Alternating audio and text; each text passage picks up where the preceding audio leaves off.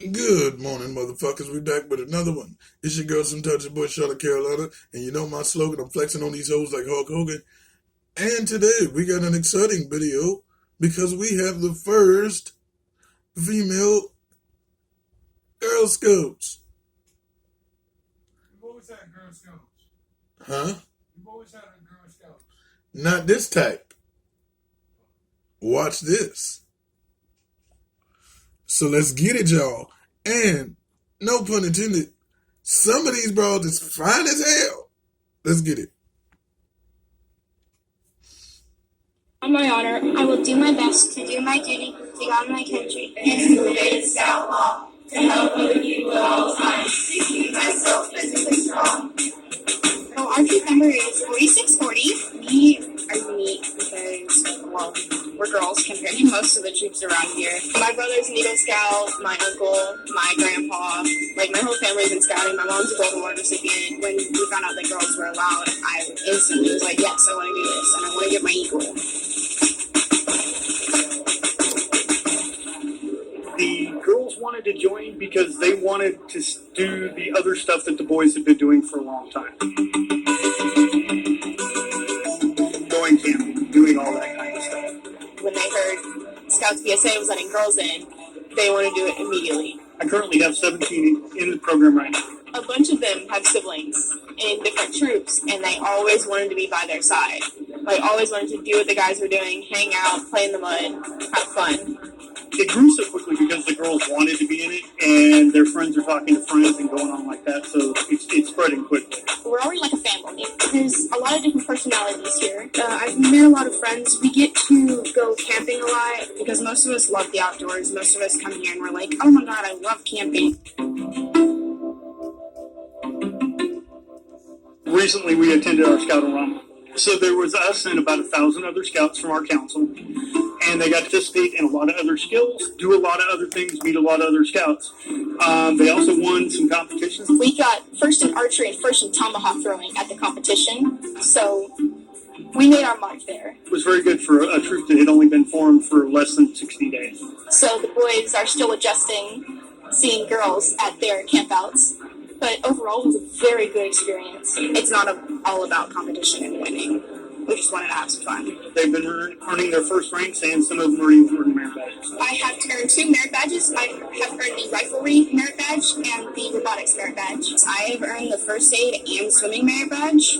I really want to earn the cooking badge. Merit badges bring you into things that you're not used to. So, like my brother, he's a welder, and he got into that because of Scouts. I hope to go for the rank of Eagle. It is also what my brother is striving for. I would love it. I really want to earn Eagle Scout. It's like a really big accomplishment. I want to set a good example for my little brother who is in Cub Scouts right now. I hope to achieve Eagle because it really helps when you're putting it on applications for jobs in college. I would like to make it and just pretty much say, hey, I can do that too.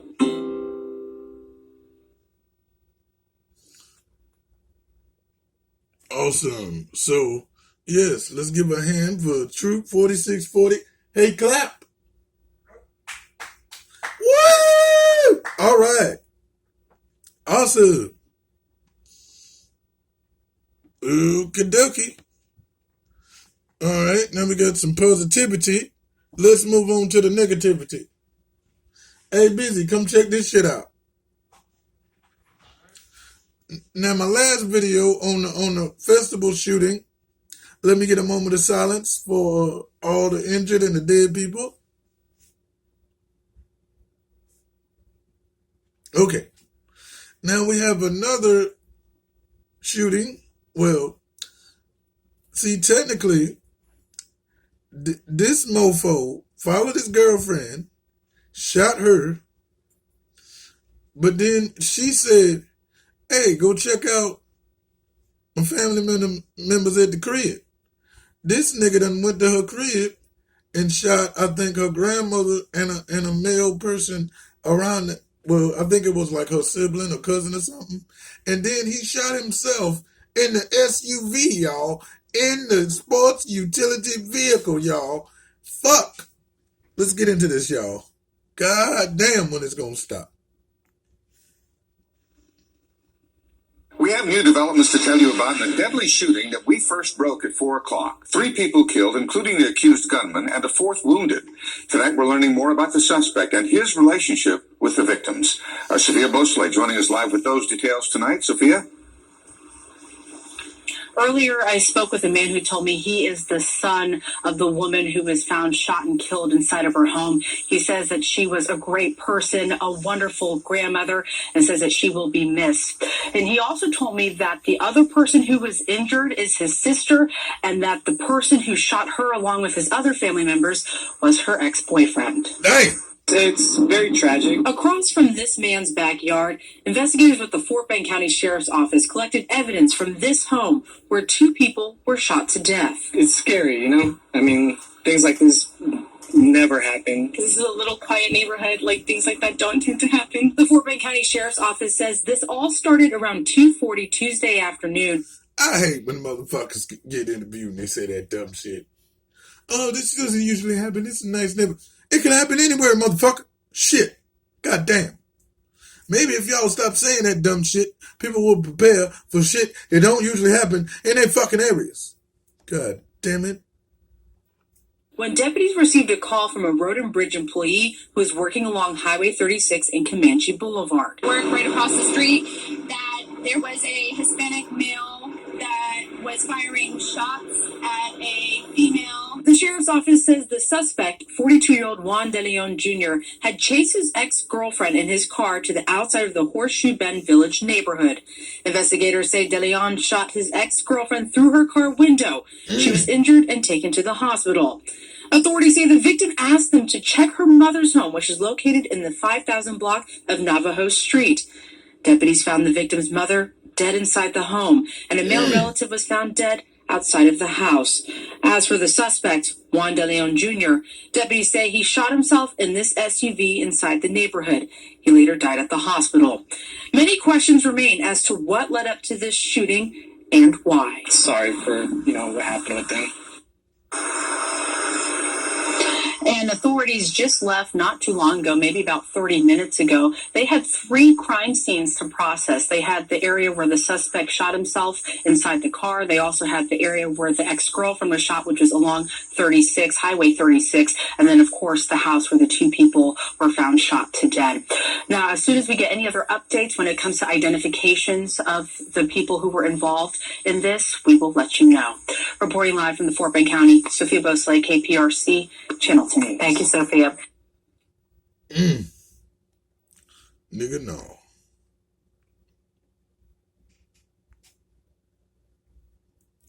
I don't know what. Again. All right. Now we're going to move on to. Just don't ever get preached from the pulpit. We're going to move on to this bullshit. Shout out to Capella Media. It's about the gay agenda that some dumb motherfuckers think that it is out here, but then everything must be an agenda. The Black Lives Matter must be an agenda. All of this must be an agenda. Y'all niggas need to shut the fuck up. I'm tired of that shit. Wasting a lot of time talking about agendas. The only agenda I know was the agenda book that you gave us in middle school when you had your agenda and you had shit to do. This extra shit don't make no sense. But since it's my job to report on it, let's get it.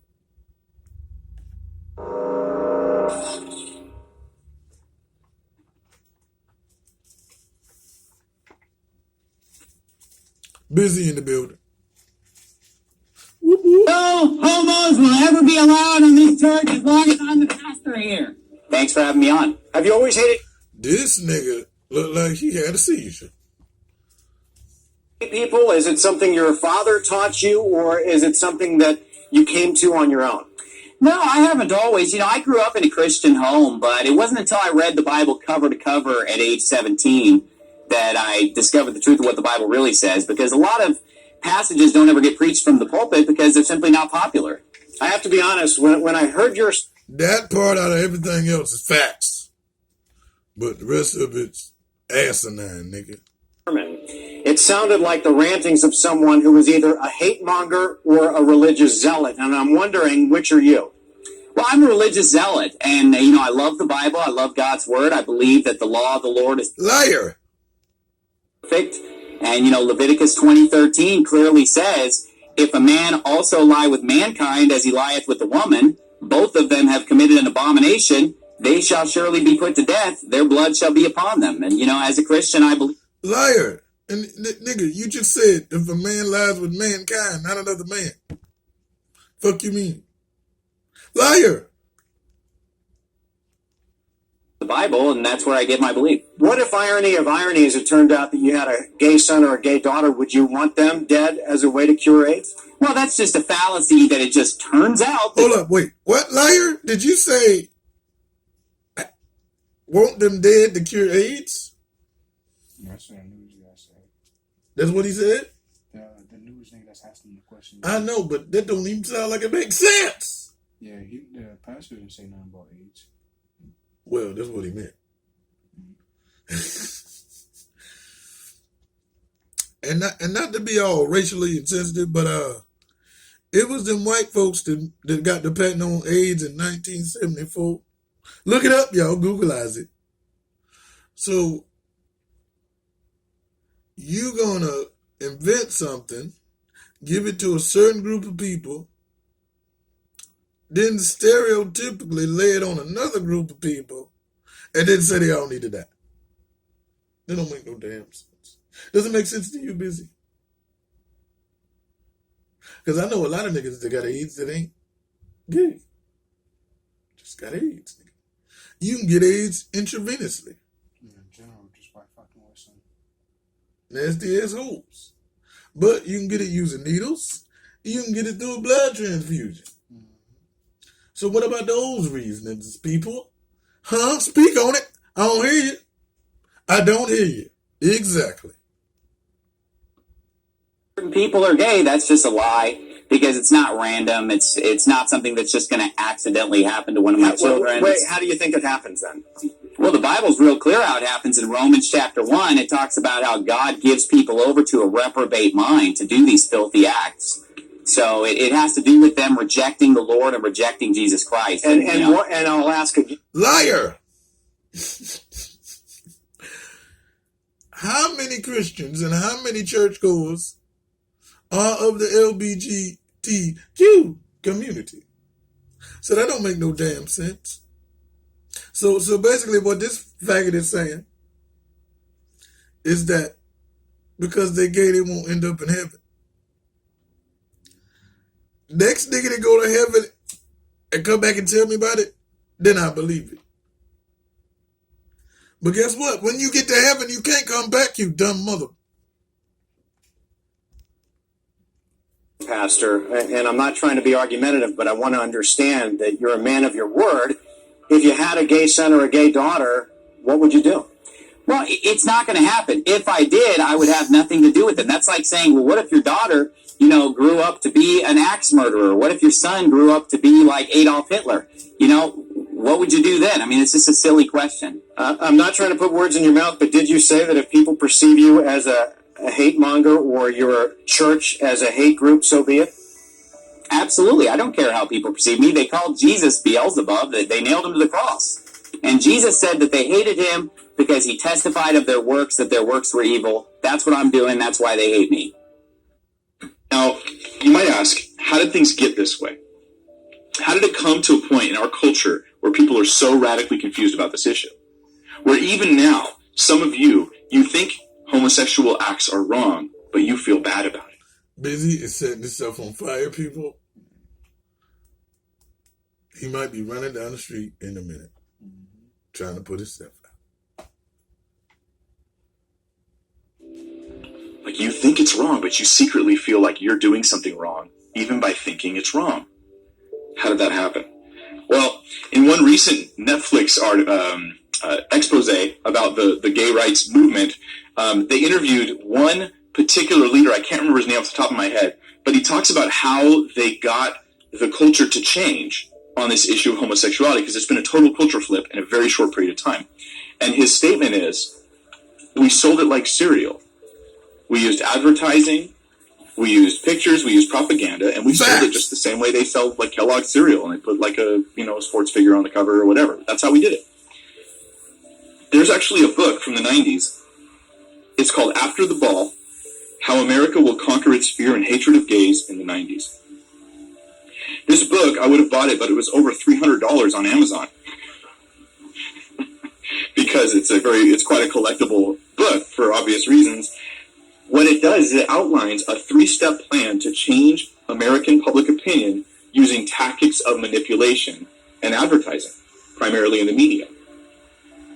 What they do is their 3 steps are: 1, desensitize; 2, jamming; and 3, conversion.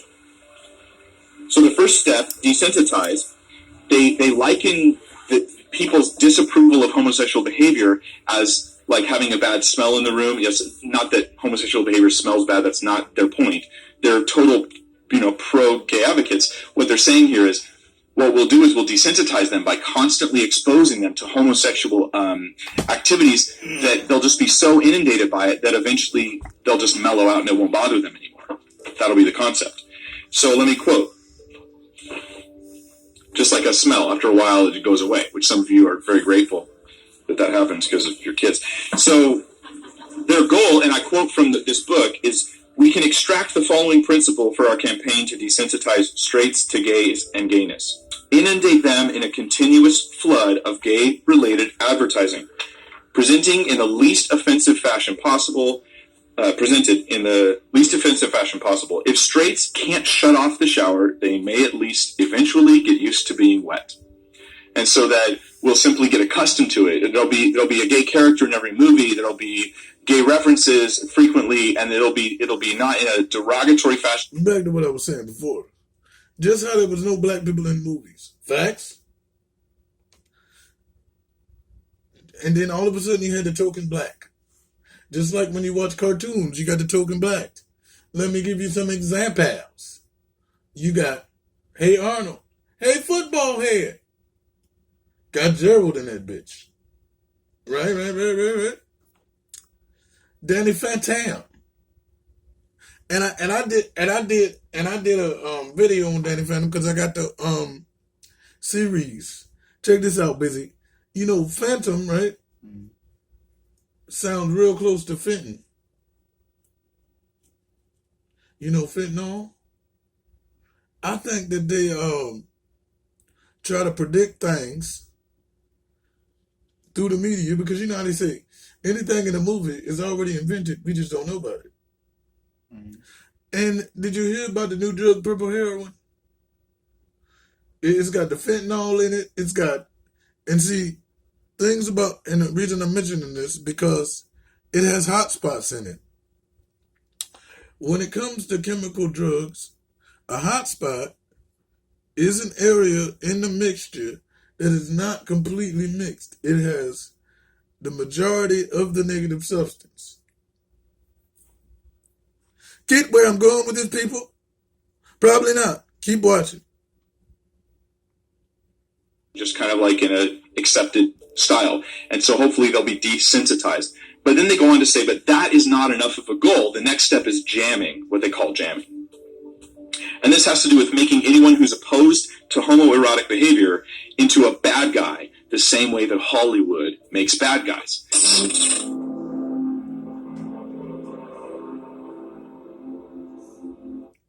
So yes, my lovely subscribers, what do you people think?